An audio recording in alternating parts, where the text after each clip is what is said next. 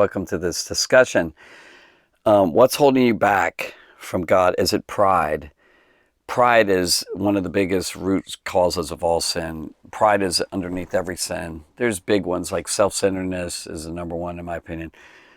Pride is like a, maybe not identical twin, but definitely twins. Or there's a triplet of stubbornness, rebellion, idolatry. Also, so it's a really horrible things that causes people to keep from God. Pride could be just this big sense of pride. Now, I mentioned it in one of my videos about I'm not so bad. I'm a decent person, that, you're way off. You don't know God very well, because once you get to know him, you'll realize what you're really like, and you'll realize the sin. You can't see it because you're in darkness.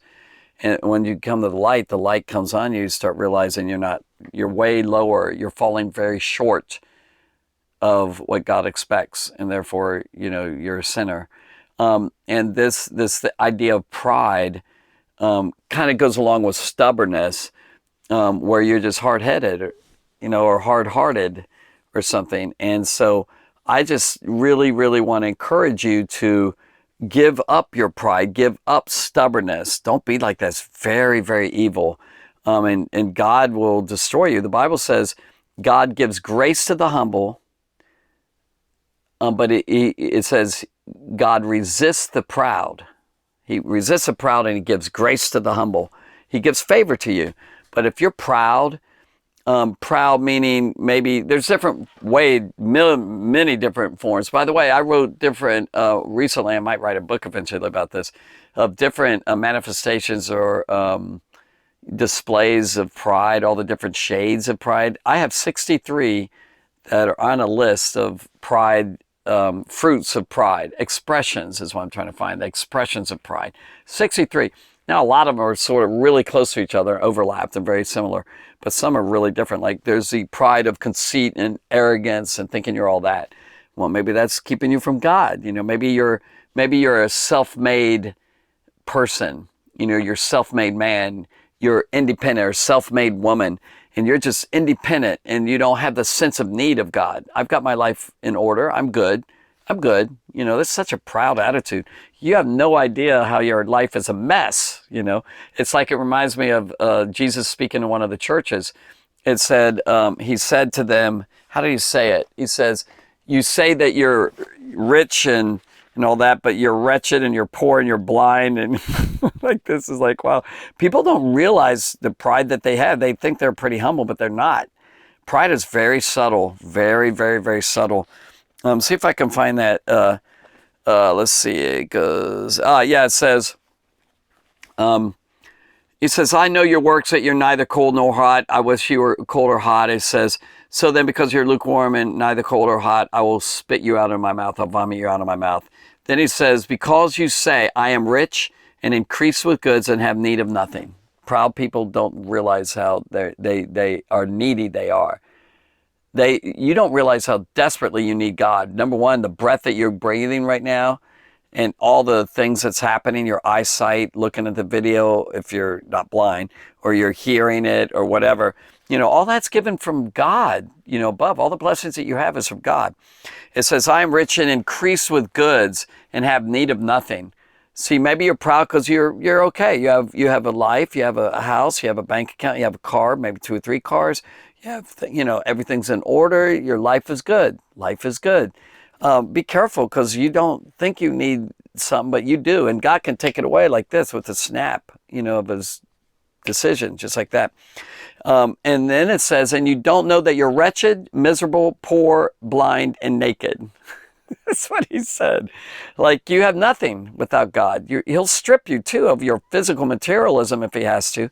But the point is that you don't realize the self-independent, proud person that you really are. I mean, it's possible that you really worked hard and you've earned a lot and you've achieved a lot. But who gave you the ability to do all that? Who gave you the talent, the mind, even some of that motivation? Some of it might be self-ambitious, self-ruled, motives. But behind all of it, God's given you everything that you have, your body, your soul, your mind, your heart, and he allowed you to get. He allows you to. He could have shut you down and said, I'm not going to let you get all that you have, whatever you gain. And maybe some of that, in a sense, it's the blessings of God, of him using what your talents that he gave you and all that. So pride is very, very dangerous. Spiritual pride is the worst. And Jesus killed that. He really took a sword and just sliced it up, against the hypocrites in that day and the religious leaders and the religious leaders. I've already talked about that. Religious pride, spiritual pride. Oh, it's scary, horrible, dangerous. I'd rather have a real sinner, out in the world, and they know they're not religious and they're a big cusser and they sin and they live promiscuous life and everything else, than a churchgoer who's full of pride and thinking they're that good, and they're not at all. They don't really realize how undone they are and how ruined they are. Until you see God. Isaiah 6 is a great passage where Isaiah saw God and he realized, I'm undone. I'm unraveled. I'm just torn to pieces here.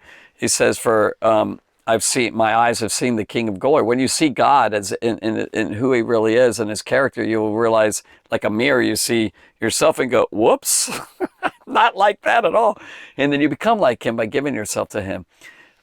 And pride, if there's a verse that destroys pride, it's 1 Corinthians chapter 4, verse 7. What have you got that you have not received? And why do you boast in something that you did not receive, that you think you achieved and not received? Everything you've got is from Jesus Christ. Everything, all the good in you, if there's any good in you, is from God himself. So, there's just so much here.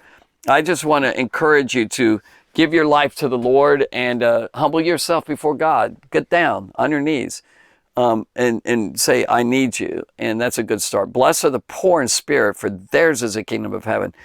One translation, paraphrase translation, says, happy are those who know their need of God, and then you'll get the, heaven and all. So I just want to encourage you to humble yourself and not be stubborn and not be proud, not be hard-headed, and God will help you.